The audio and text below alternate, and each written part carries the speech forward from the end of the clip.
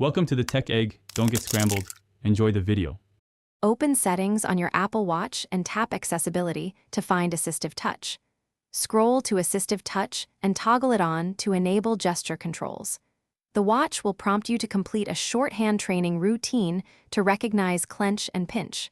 Follow the training by repeating the hand motions when instructed so the watch learns your movement patterns accurately. If you prefer, you can enable Assistive Touch from the iPhone Watch app under Accessibility instead of on the watch itself. Use pinch to simulate a tap and clench to open the Assistive Touch menu on your watch. Open Settings, then Accessibility, then Assistive Touch to customize which action each gesture triggers. Assign double pinch or double clench to common tasks like Home, Siri, or notifications for faster access.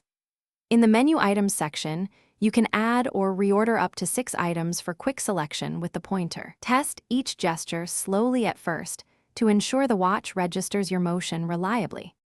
Adjust pointer and hand gestures sensitivity in Assistive Touch settings to suit your motion and strength. If gestures do not respond, restart your Apple Watch and check for available watch OS updates before changing settings. For better reliability, redo the hand training session after significant firmware updates or activity changes. Disable Assistive Touch temporarily during sweaty workouts, bathing, or heavy hand movement to avoid false activations and conserve battery life.